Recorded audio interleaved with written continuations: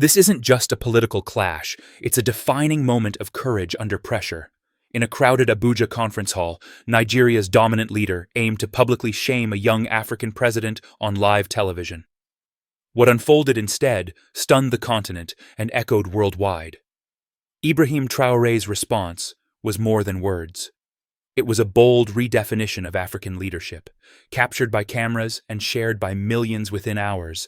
This is the story of how one man's hubris collided with another's unyielding truth, sparking a conversation that gripped the world.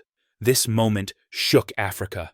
Curious about what happens next? Leave the emoji and subscribe to see the full story.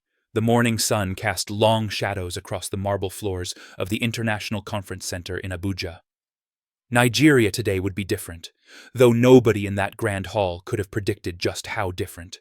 The banners hanging from the ceiling proclaimed unity through prosperity, an African renaissance, but beneath those lofty words, old rivalries and new tensions simmered like water about to boil. President Adetokunbo of Nigeria stood at the center podium, adjusting his gold-trimmed agbada with practiced authority. At 67, he had ruled Nigeria for over 2 decades, weathering coups, economic crises, and international sanctions with the kind of political cunning that made him both feared and respected across West Africa. His laugh was legendary, loud, theatrical, and often deployed as a weapon against those who dared challenge his vision of continental leadership. The hall buzzed with the controlled chaos of international diplomacy. Delegates from 23 African nations filled the ornate chairs, their conversations creating a multilingual symphony of French, English, Arabic, and dozens of local languages. Television crews from CNN International, BBC Africa, France 24, and Al Jazeera positioned their cameras for optimal coverage, while social media teams prepared to livestream every moment to audiences hungry for African political drama. Then, Ibrahim Traoré walked in. At 34, the president of Burkina Faso cut a striking figure against the backdrop of gray-haired statesmen and career politicians. No elaborate entourage followed him, just 2 modest security officers who maintained a respectful distance. His simple brown suit was impeccably tailored, but deliberately understated, a stark contrast to the designer outfits and traditional royal garments worn by his contemporaries. Most remarkably, he carried no notes, no briefcase, no tablets, just himself and whatever thoughts occupied his mind. The whispers started immediately. "Is that really him?" murmured the Ghanaian foreign minister to his aide. "He looks younger in person," observed a journalist from South Africa, frantically typing notes on her phone. "My son is older than this man," chuckled the elderly president of Chad, though his tone carried more curiosity than derision. Traoré seemed oblivious to the attention, or perhaps simply indifferent to it. He found his designated seat in the 3rd row, not among the front-row VIPs reserved for Nigeria, South Africa, Egypt, and Kenya, but in what diplomatic protocol considered the emerging leaders section. If the placement bothered him, his expression revealed nothing. He sat with the posture of someone completely comfortable in his own skin, hands folded, eyes focused on the stage ahead. The program began with the usual pageantry. A children's choir sang the African Union anthem in Swahili, their voices echoing beautifully through the hall's acoustic design. Religious leaders offered prayers in multiple faiths, each blessing carefully timed to avoid offending any particular constituency. Economic ministers presented PowerPoint slides filled with optimistic projections about trade partnerships and infrastructure development. But everyone knew the real drama would begin when President Adetokunbo took the microphone for his keynote address. "Distinguished colleagues, esteemed friends, fellow architects of our continent's destiny," Adetokunbo began, his voice carrying the practiced cadence of someone who had delivered thousands of speeches. "We gather today not as separate nations, but as one African family, united in our pursuit of prosperity, stability, and progress." The opening lines were standard diplomatic fare, the kind of rhetoric that sounded profound but committed to nothing specific. Delegates nodded politely while checking their phones or reviewing their own speaking notes. The cameras dutifully recorded everything, though the producers knew these opening minutes would likely be edited down to brief sound bites. Adetokunbo warmed to his theme, his voice gaining strength and theatrical flair.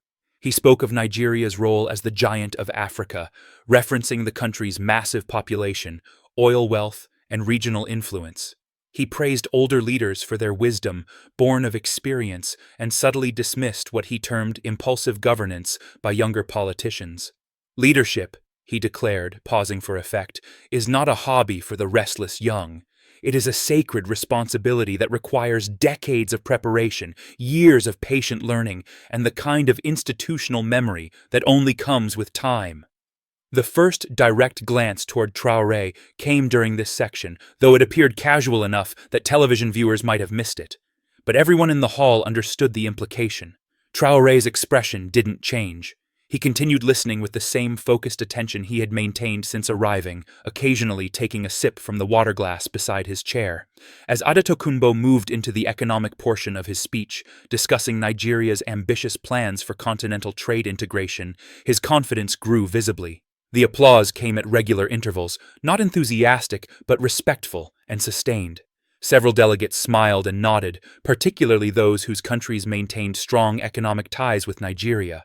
But then something shifted in Adetokunbo's demeanor.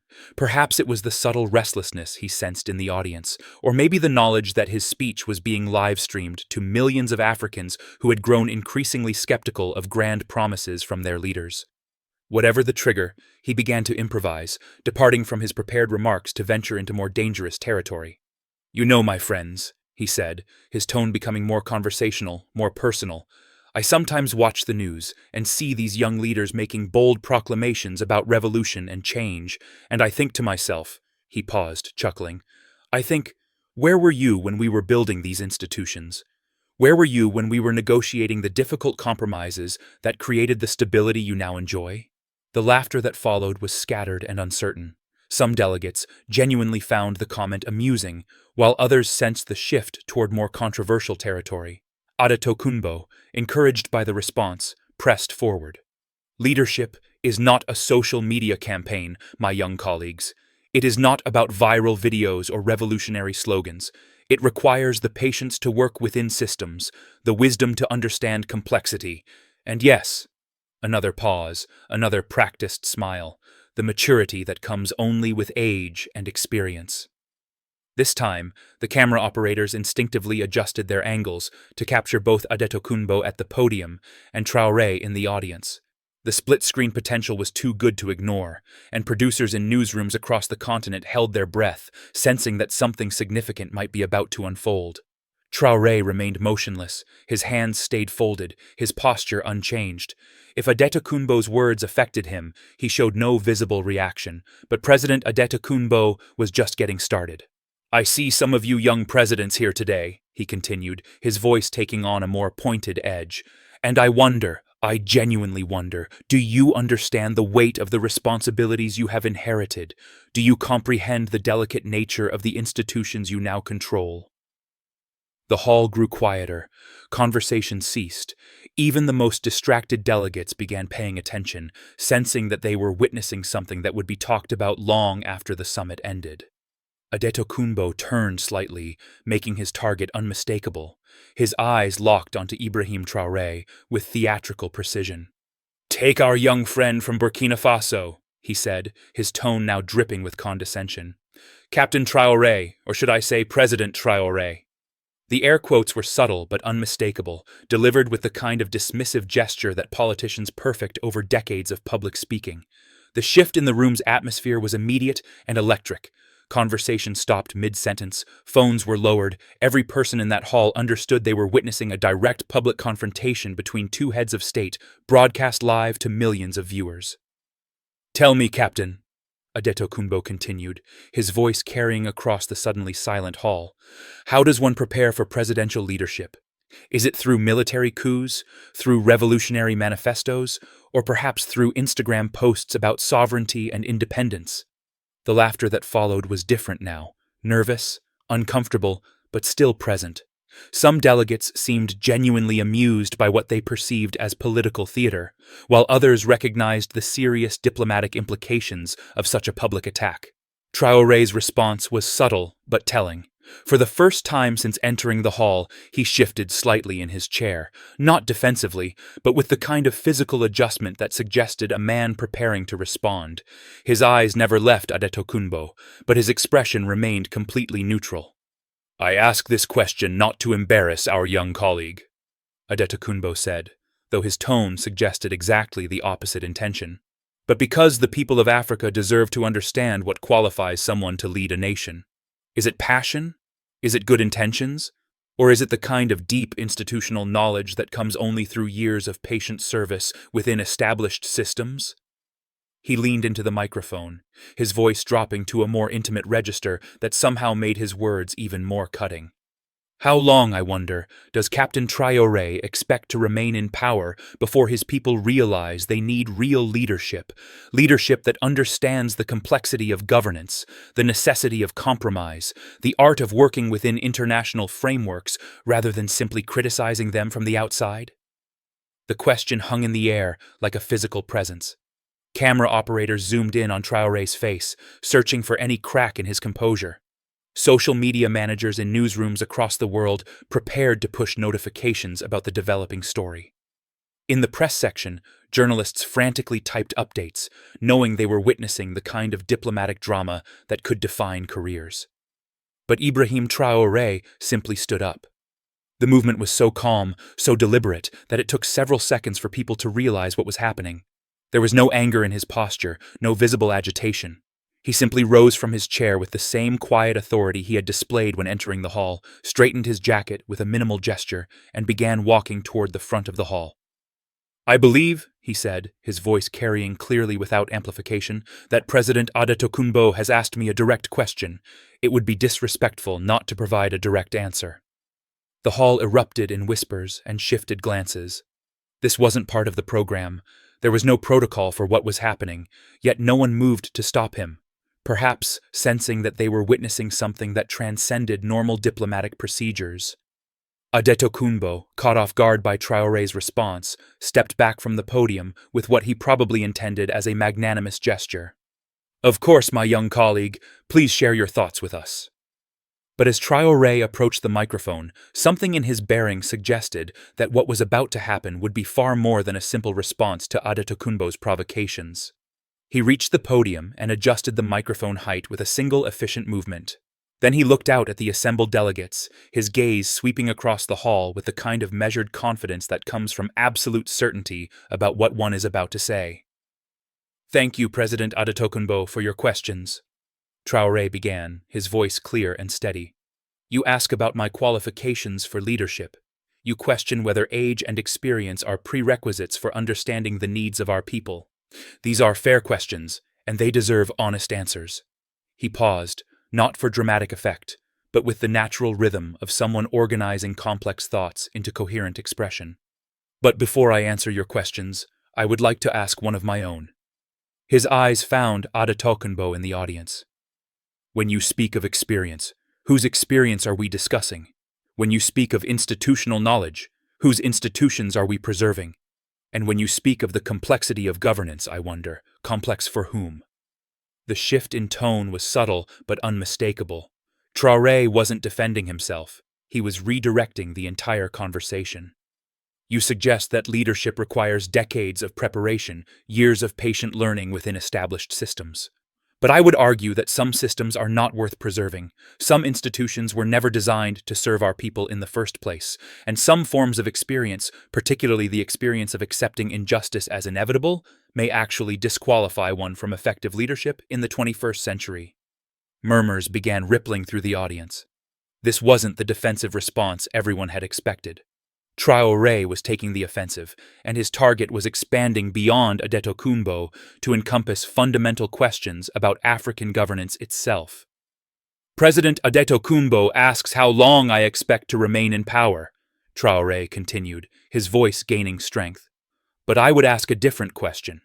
How long should any leader remain in power if his people continue to suffer? How many decades of experience are required before a president notices that his citizens are dying from preventable diseases, fleeing their homeland in search of basic opportunities, or losing faith in the very concept of governance? The hall was completely silent now.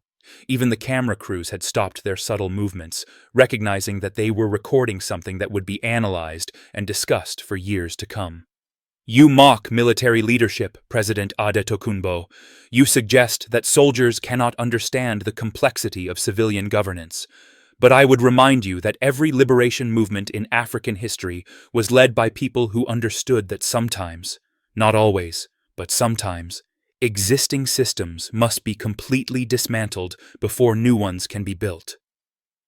Traore's tone remained conversational, almost professorial, but his words carried the weight of absolute conviction. When Patrice Lumumba challenged colonial exploitation in the Congo, his critics said he was too young, too inexperienced, too radical to understand the complexity of international relations. When Thomas Sankara transformed Burkina Faso in the 1980s, established leaders across Africa criticized his methods as naive and unsustainable.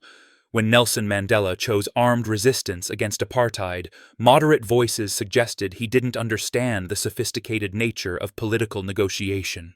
He paused, allowing the historical parallels to settle in the minds of his listeners. History has judged these men not by their age or their adherence to established protocols, but by their commitment to justice and their willingness to sacrifice personal comfort for the welfare of their people. Now Traore turned his attention directly to the cameras, speaking not just to the delegates in the hall, but to the millions of Africans watching the live stream. President Adetokunbo asks about my qualifications. Let me be specific. I am qualified to lead because I have buried children killed by terrorism while their government debated budget allocations.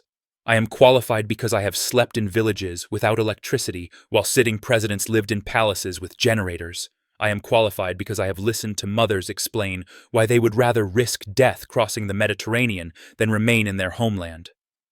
His voice intensified slightly, though he never raised it to the level of shouting. I am qualified because I understand that leadership is not about maintaining comfortable relationships with international partners who profit from African poverty.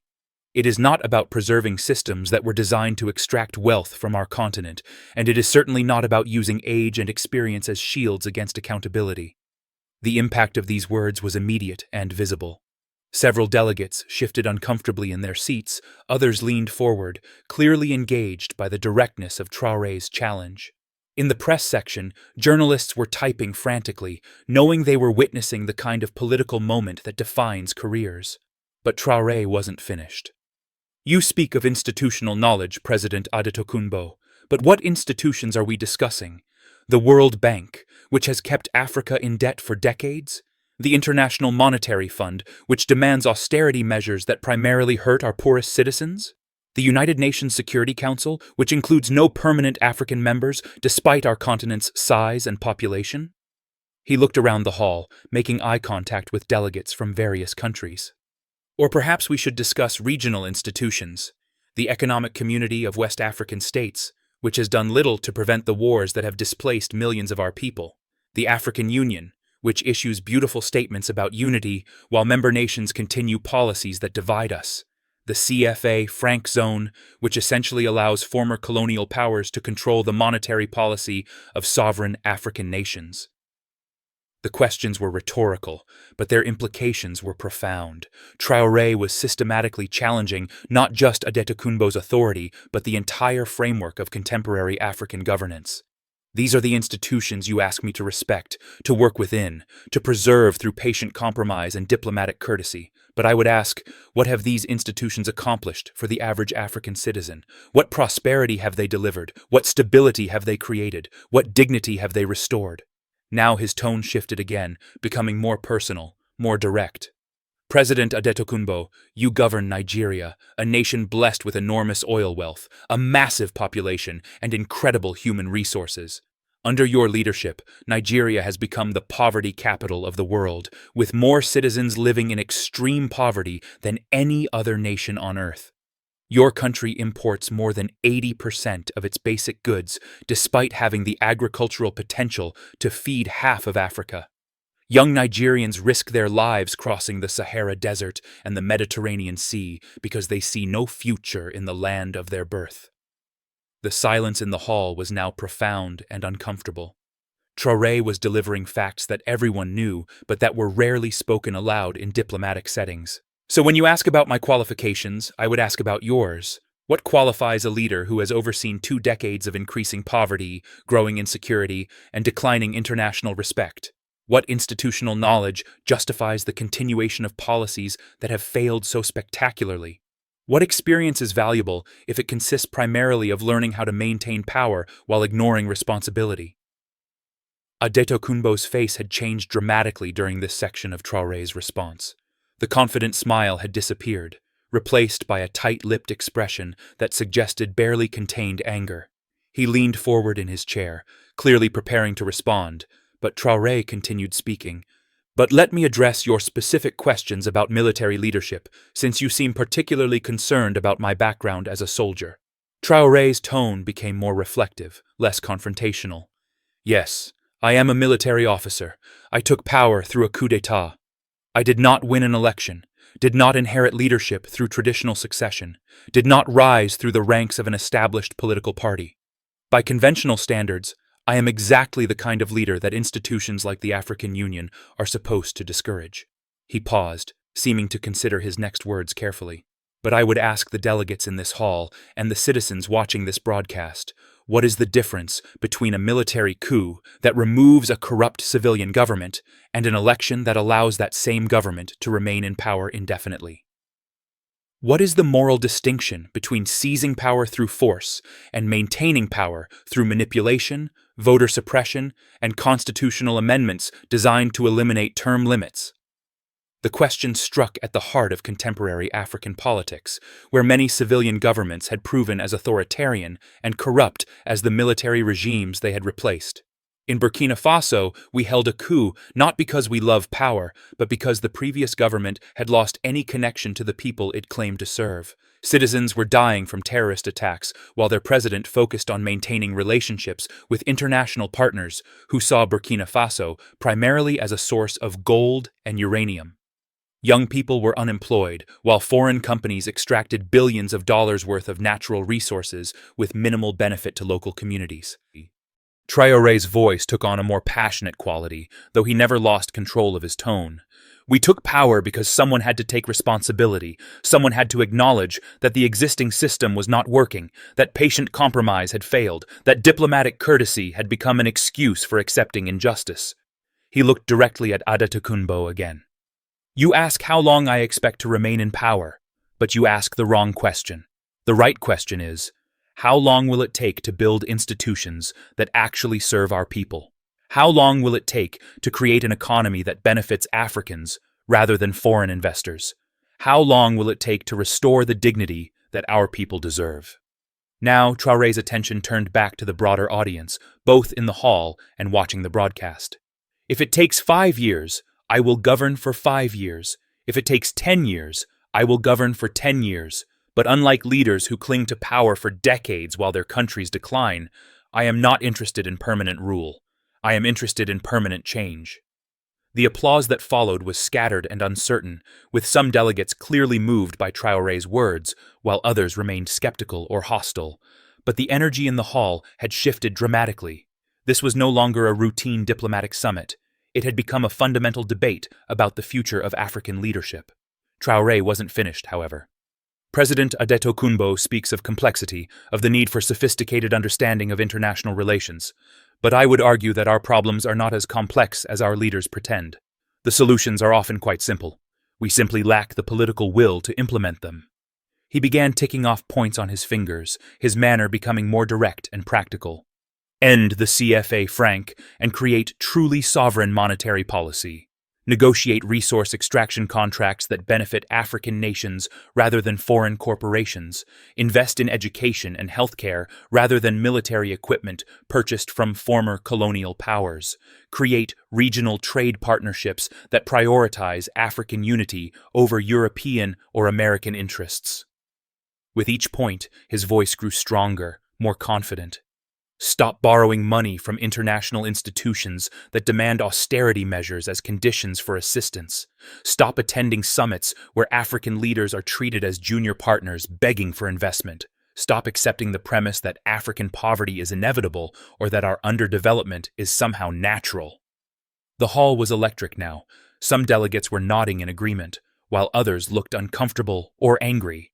The press section was buzzing with activity as journalists recognized they were witnessing a speech that would dominate headlines across the continent. These are not complex problems requiring decades of experience to understand.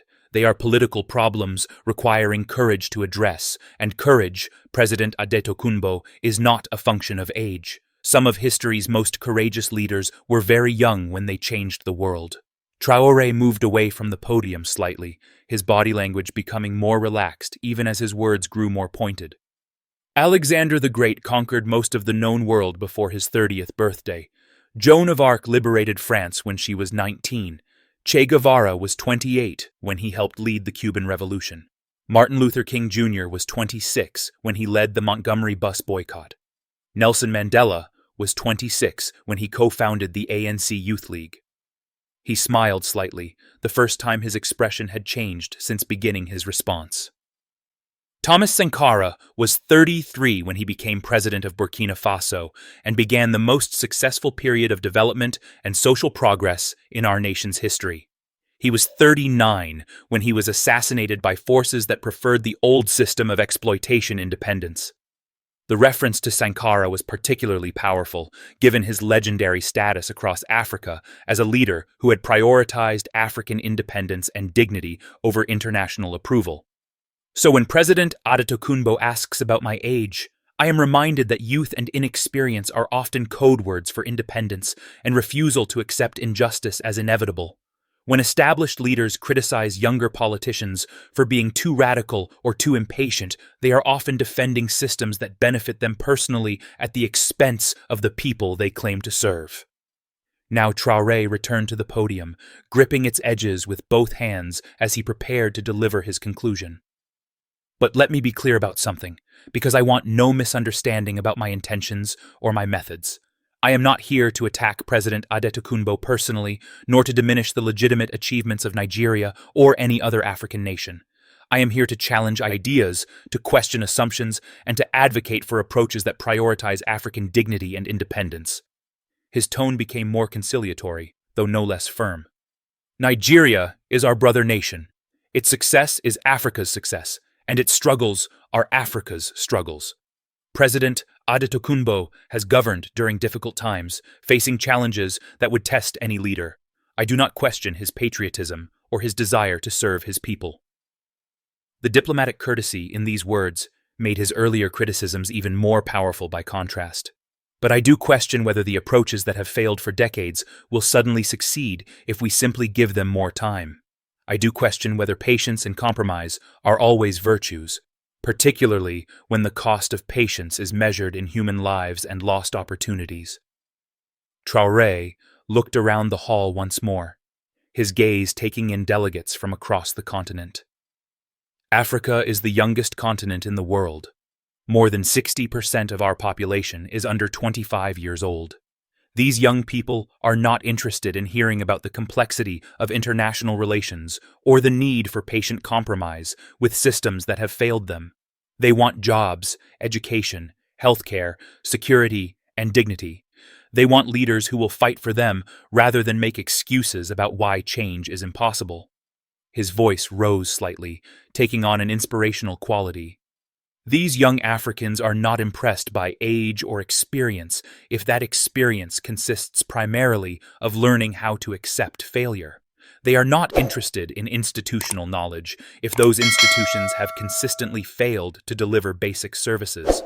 They judge leaders not by their diplomatic relationships or their understanding of international protocol, but by their results. Now Traore spoke directly to the cameras, addressing the millions of young Africans he knew were watching. To the young people of Africa who are watching this broadcast, you do not need permission to demand better leadership. You do not need to wait until you are older to recognize injustice or to work for change. You do not need to accept poverty, unemployment, or insecurity as inevitable features of African life. His words carried the weight of absolute conviction. Your energy, your impatience, your refusal to accept the status quo, these are not weaknesses to be overcome through age and experience. They are strengths to be channeled toward building the Africa that you deserve. The applause that followed was different from the polite diplomatic clapping that had characterized earlier portions of the summit. This was genuine, enthusiastic, and sustained. Even some of the older delegates joined in, clearly moved by the power and authenticity of Traore's message. But he wasn't quite finished. President Adetokunbo asked how long I expected to remain in power before my people realize they need real leadership. Let me answer that question directly. Traore's tone became quieter, more personal. I will remain in power exactly as long as my people believe I am serving their interests rather than my own. The moment they decide that I have become more interested in maintaining power than in delivering results, they should remove me through elections, through protests, or if necessary, through the same kind of popular uprising that brought me to power in the first place. The boldness of this statement sent ripples of surprise through the hall. No sitting president volunteers to be removed from office, even hypothetically. Real leadership, President Adetokunbo, is not about maintaining power at any cost. It is about accepting responsibility for results. It is about being willing to be judged by the welfare of your people rather than by the approval of international partners or the stability of existing institutions. He stepped back from the podium, preparing to conclude. I came to this summit hoping to discuss concrete strategies for African development and independence. I came prepared to listen, to learn, and to collaborate with leaders across our continent. I did not come expecting to defend my right to serve my people or to justify my commitment to African sovereignty. His tone carried a note of disappointment, but also of resignation. But if this is the conversation we need to have, if we need to debate whether age matters more than results, whether diplomatic experience matters more than popular support, whether maintaining existing systems matters more than serving existing people, then I am prepared to have that conversation.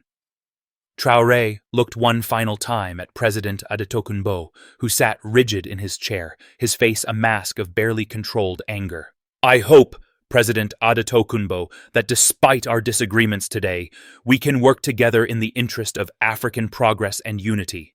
I hope that our different approaches to leadership can complement rather than conflict with each other. But I also hope that you will understand why some of us believe that business as usual is no longer acceptable. He stepped away from the podium, his posture relaxed but dignified.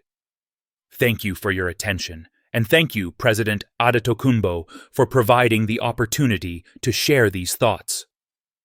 The hall erupted.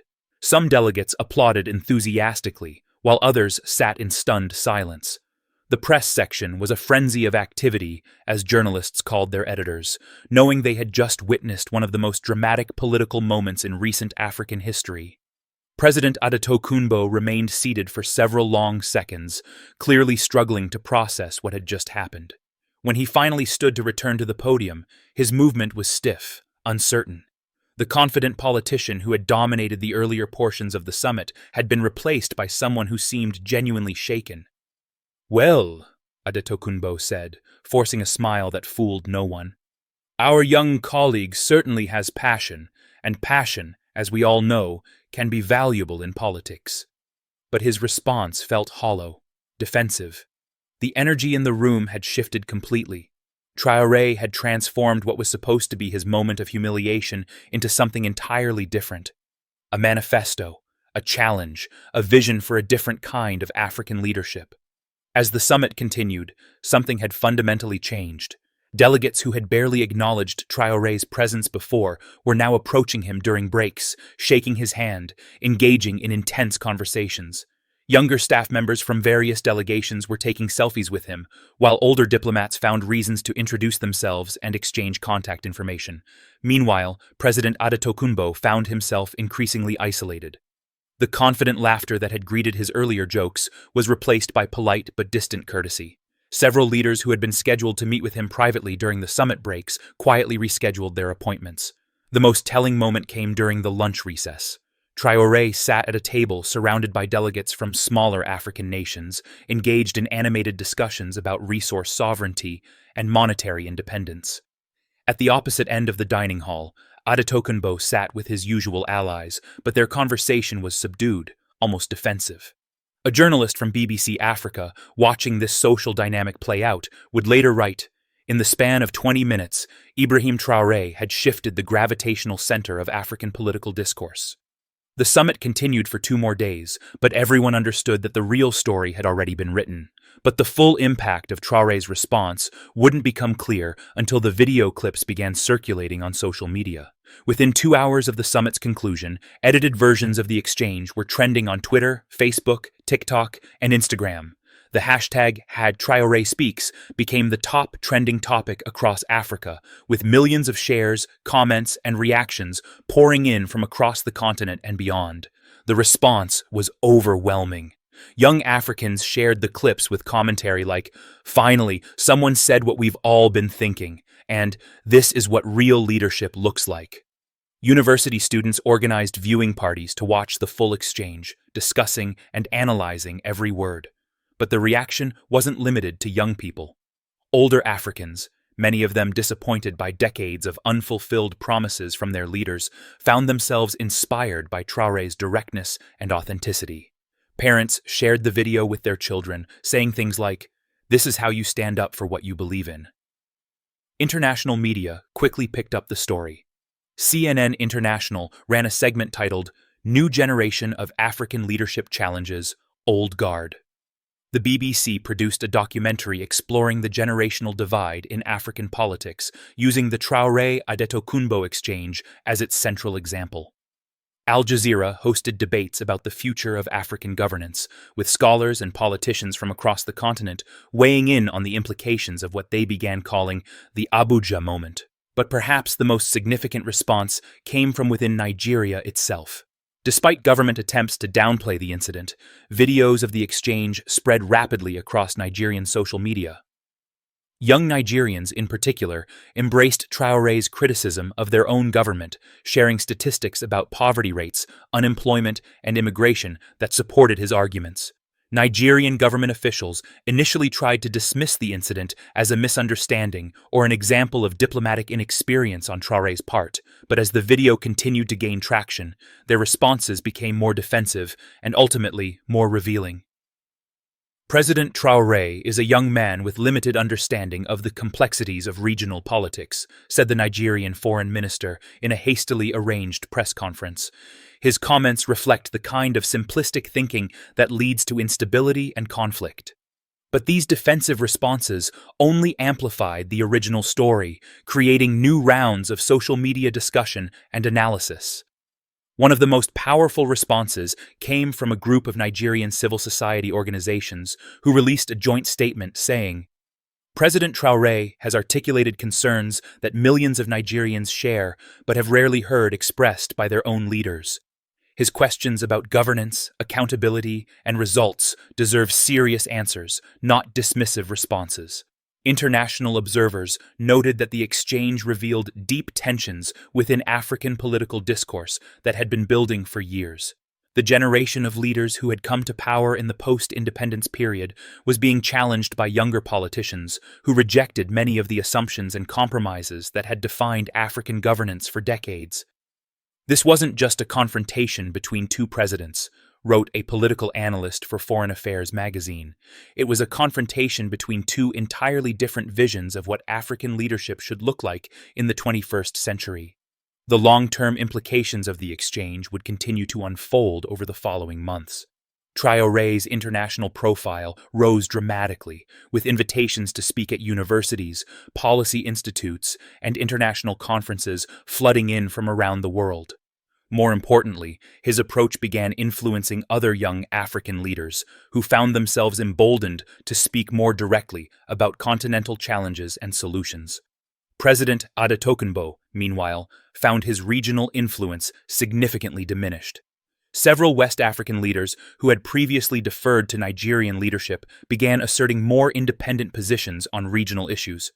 Economic partnerships that Nigeria had taken for granted were suddenly subject to renegotiation, with smaller countries demanding more favorable terms. Perhaps most significantly, the exchange seemed to catalyze a broader conversation about African independence and sovereignty that extended far beyond the personalities involved. Young people across the continent began organizing around themes that Traore had articulated: monetary sovereignty, resource control, and authentic self-determination. The story of what happened in that conference hall in Abuja became more than just political drama. It became a symbol of generational change, of the refusal to accept failure as inevitable, and of the power of speaking truth to power with courage and conviction. As one social media comment that went viral put it, President Traoré didn't just respond to an insult, he responded to decades of excuses, compromises, and acceptance of injustice, and millions of us heard him. In the end, President Adetokunbo's attempt to humiliate a younger colleague had achieved the exact opposite of his intention. Instead of diminishing Traoré's credibility, he had provided him with the perfect platform to articulate a vision that resonated with millions of Africans who had grown tired of excuses and empty promises. The weeks following the summit revealed the true extent of the shift that had occurred.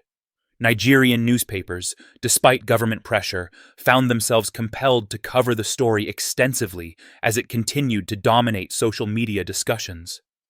Op-ed writers debated whether Traoré's criticisms were fair, but few could dispute the accuracy of the statistics he had cited about Nigerian poverty and immigration. More troubling for the Adetokunbo administration were the internal political repercussions. Opposition parties in Nigeria began incorporating elements of Traoré's critique into their own messaging, arguing that the exchange had exposed fundamental weaknesses in the government's approach to governance. Student organizations organized screenings of the video at universities across the country, leading to passionate debates about leadership, accountability, and the future of Nigerian democracy. The government's response became increasingly heavy-handed as officials realized they could not simply ignore or dismiss what had happened. Social media posts sharing the video were flagged for removal, though this only generated more attention and criticism. Several prominent Nigerian activists who praised Traoré's speech found themselves subjected to harassment and intimidation. But perhaps the most significant development came from within Nigeria's own political establishment. Younger politicians, many of whom had remained silent about their frustrations with the country's direction, began speaking more openly about the need for fundamental change. A group of senators and representatives from the ruling party released a carefully worded statement calling for honest dialogue about governance challenges and the need for fresh approaches to national development. The statement was diplomatic in its language, but its implications were clear. Traoré's critique had given voice to concerns that existed even within Nigeria's own political elite. Meanwhile, across Africa, the video continued to generate discussion and analysis that went far beyond the original confrontation. University professors incorporated the exchange into courses on African politics and international relations. Religious leaders referenced Traoré's comments in sermons about moral courage and speaking truth to power. Artists created works inspired by what they saw as a defining moment in contemporary African discourse. The response wasn't universally positive, of course. Established leaders across the continent understood that Traoré's approach represented a fundamental challenge to the diplomatic conventions that had governed African politics for decades.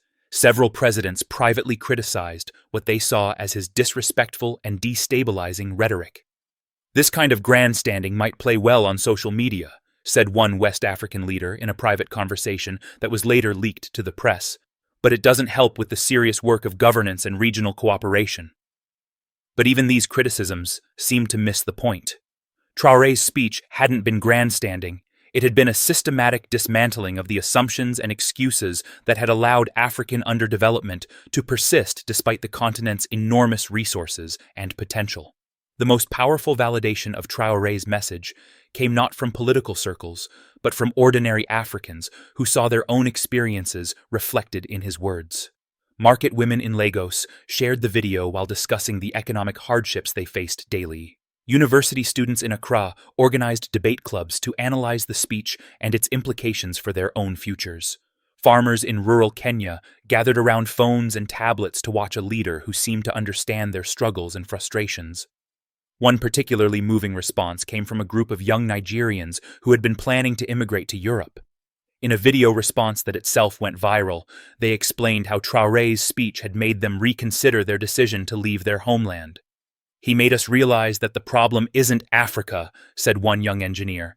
"The problem is leadership that has accepted failure as normal. Maybe instead of running away, we should stay and fight for the kind of leadership he represents." The economic implications of the exchange also began to manifest in unexpected ways. Several international investors who had been considering partnerships with Nigerian companies quietly postponed their decisions, concerned about the political stability implications of the growing criticism of Adetokunbo's government. More significantly, other African countries began reassessing their relationships with Nigeria. The Economic Community of West African States, which Nigeria had traditionally dominated, found its meetings becoming more contentious as smaller countries asserted positions more aligned with Traoré's vision of African independence and sovereignty. The CFA Franc debate, which Traoré had referenced in his speech, gained new momentum as Francophone African countries began seriously discussing monetary independence for the first time in decades. France, the former colonial power that controlled the CFA system, watched these developments with growing concern, understanding that the kind of thinking Traoré represented posed a direct threat to European economic interests in Africa. But the most lasting impact of the exchange may have been its effect on African youth. Across the continent, young people began organizing around themes that Traoré had articulated during his response. University students formed discussion groups focused on African sovereignty and development. Young professionals created social media campaigns highlighting the contradictions between Africa's natural wealth and its persistent poverty. Perhaps most importantly, young Africans began to see political leadership as something they could aspire to, rather than something they should leave to older generations. Applications to political science programs at African universities increased dramatically in the months following the summit. Youth wings of political parties across the continent saw surges in membership from people inspired by Traoré's example. The transformation wasn't limited to Africa. In diaspora communities across Europe and North America, young Africans organized viewing parties and discussion sessions around the video. Many who had planned to build permanent lives abroad began reconsidering their relationship with their home countries, wondering if the kind of leadership Traoré represented might make return migration a viable option. International academic institutions took notice as well. Harvard's Kennedy School of Government invited Traoré to deliver a lecture on leadership in the era of global interconnection. Oxford University's African Studies Center organized a symposium on new paradigms in African governance. The Brookings Institution published a lengthy analysis of what researchers termed the Traoré Doctrine and its implications for African development. But perhaps the most telling indicator of the exchange's impact came from President Adetokunbo himself. In the months following the summit, his public appearances became less frequent and more carefully scripted. The confident, theatrical style that had characterized his political persona for decades was replaced by a more defensive approach that seemed to acknowledge the changed political landscape. When he did speak publicly, Adetokunbo often found himself addressing, directly or indirectly, the criticisms that Traoré had raised. Press conferences that were supposed to focus on economic development inevitably included questions about poverty statistics and immigration rates. International meetings that should have highlighted Nigeria's regional leadership instead became forums for defending his government's record. The psychological impact of the exchange became clear during a subsequent African Union summit, where Adetokunbo's interactions with other leaders seemed noticeably more subdued. The man who had once commanded rooms through force of personality now appeared uncertain, almost diminished. Meanwhile, Traoré's influence continued to expand. Young leaders across Africa began adopting similar rhetorical strategies, speaking more directly about continental challenges and rejecting diplomatic euphemisms that obscured hard truths. The phrase, "African solutions for African problems," took on new meaning as leaders began questioning international partnerships that seemed to benefit foreign interests more than African development. The mining sector, in particular, came under increased scrutiny as African countries began renegotiating contracts with multinational corporations. Several nations followed Burkina Faso's example in demanding greater local ownership and benefit sharing in resource extraction projects. Foreign aid relationships also began shifting as African leaders, emboldened by Traoré's critique, started questioning the conditions and assumptions underlying international assistance programs. The traditional model of aid dependency that had characterized African development for decades suddenly seemed less inevitable and more like a choice that could be reconsidered. These changes didn't happen overnight, and they weren't without controversy. International partners who had grown comfortable with existing power dynamics pushed back against what they saw as unrealistic demands and dangerous nationalism. Some Western governments and institutions began working to isolate leaders who embraced what they termed Traore-style populism. But the momentum had shifted. Across Africa, the conversation had changed from whether reform was possible to how quickly it could be implemented. The exchange in Abuja had demonstrated that challenging established authority wasn't career suicide. It could actually enhance a leader's credibility and effectiveness. Perhaps the most profound change was in how ordinary Africans viewed their relationship with political power. For decades, many had accepted that governance was something done to them rather than for them. Traore's response had modeled a different kind of relationship between leaders and citizens, one based on mutual respect, honest communication, and shared commitment to genuine progress. The video of the exchange continued to circulate, shared by new audiences who discovered it through word of mouth or social media algorithms.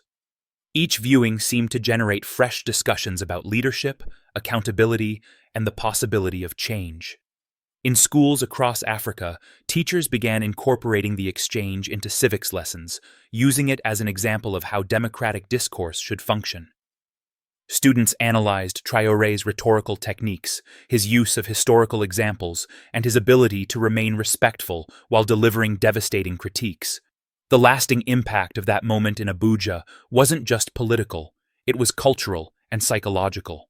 Traore had demonstrated that African leaders could speak with authority and confidence on the global stage without seeking permission or validation from external powers. He had shown that intellectual sophistication and moral clarity could be more powerful than diplomatic experience and institutional connections. Most importantly, he had proven that age and established authority were no match for truth spoken with conviction and courage. In a continent where gerontocracy had often stifled innovation and accountability, his example opened new possibilities for leadership that prioritized results over relationships and substance over style. The story that began with one man's attempt to humiliate another had become something much larger, a catalyst for rethinking fundamental assumptions about power, leadership, and the future of Africa itself. And as millions of Africans continued to share, discuss, and draw inspiration from those 20 minutes in Abuja, it became clear that some moments truly do change the trajectory of history. What had President Adetokunbo intended to accomplish when he decided to publicly challenge the young leader from Burkina Faso? Perhaps he thought he could diminish a potential rival, assert Nigeria's regional dominance, or simply demonstrate his own political sophistication to an international audience. Instead, he had unleashed something he couldn't control, a conversation about truth, accountability, and the kind of leadership Africa deserved in the 21st century. And in that conversation, his own limitations had been exposed far more thoroughly than anything he might have revealed about his intended target. The irony was complete. In attempting to humiliate Ibrahim Traoré, President Adetokunbo had instead provided him with the platform to inspire a continent. The dramatic exchange between Ibrahim Traoré and President Adetokunbo in Abuja is more than a political showdown. It's a powerful lesson in courage, authenticity, and leadership that resonates far beyond the conference hall. Watching Traoré, a 34-year-old president, stand up to a seasoned political giant like Adetokunbo, I was struck by his composure and conviction. His response wasn't just a defense, it was a manifesto for change, rooted in truth and a deep understanding of his people's struggles. This moment offers profound insights that we can apply to our own lives, whether we're navigating personal challenges, workplace dynamics, or societal pressures. First, Traoré's courage to speak truth to power is inspiring. Despite being publicly challenged by a powerful figure, he didn't cower or deflect. Instead, he calmly walked to the podium and addressed Adetokunbo's provocations with facts, historical parallels, and rhetorical precision. In life, we often face moments where we're tempted to stay silent, whether it's confronting a toxic boss, addressing injustice in our community, or standing up for our beliefs. Traoré teaches us that courage isn't about being fearless, it's about acting despite fear, with clarity and purpose. Applying this, I've learned to voice my opinions in meetings or discussions, even when they're unpopular, as long as they're grounded in reason and integrity. Second, Traoré's authenticity stands out. He didn't rely on flashy rhetoric or diplomatic niceties. He spoke from lived experience, referencing the pain of burying children killed by terrorism and listening to mothers desperate for a better life. This raw honesty connected him with millions across Africa. In our lives, authenticity builds trust and fosters genuine relationships. Whether in friendships, professional settings, or social media, being true to ourselves rather than projecting a false persona creates meaningful connections. I've started prioritizing sincerity in my interactions, sharing my struggles and aspirations openly, which has deepened my bonds with others. Third, Traoré's focus on systemic change over personal gain is a powerful reminder to prioritize purpose over ego. He questioned institutions like the CFA franc and the World Bank, not to score political points, but to advocate for a system that serves the people. In our daily lives, we can adopt this mindset by focusing on long-term impact rather than short-term validation. For example, in my work, I've shifted from chasing quick wins to contributing to projects that align with my values, even if the rewards take time. This approach brings a sense of fulfillment and drives meaningful progress. Another lesson is the power of preparation and self-assurance. Traoré carried no notes or props, yet his response was articulate and well-structured, reflecting deep knowledge and confidence. This reminds us that true competence comes from preparation and self-belief. Whether it's a job interview, a presentation, or a difficult conversation, investing time in honing our skills and trusting our abilities allows us to perform under pressure. I've begun dedicating more time to learning and practicing, which has boosted my confidence in high-stakes situations. Finally, Traoré's appeal to Africa's youth underscores the importance of action and agency. He empowered young people to demand better leadership and reject the status quo, showing that change starts with collective effort. In life, we often wait for permission to act or assume our efforts won't matter. Traoré's example encourages us to take responsibility for our futures, whether by voting, volunteering, or advocating for change in our circles. Inspired by this, I've joined a local community initiative to address environmental issues, realizing that small actions can spark broader impact. In conclusion, Ibrahim Traoré's response in Abuja is a masterclass in standing up for what's right, staying true to oneself, and inspiring others to act. His lessons, courage, authenticity, purpose, preparation, and agency, are universal and timeless, guiding us to live with integrity and impact. This moment challenges us to reflect. How can we embody these qualities in our daily lives? Let's take these insights and apply them to create positive change, both personally and collectively. If this story moved you, hit that like button to show your support. Share this video with friends to spark a conversation about leadership and change. Don't forget to subscribe and ring the bell for more inspiring content. Drop a comment below. Tell us which lesson resonated most, or type Traoré to join the movement for bold, authentic leadership. Let's keep the discussion going.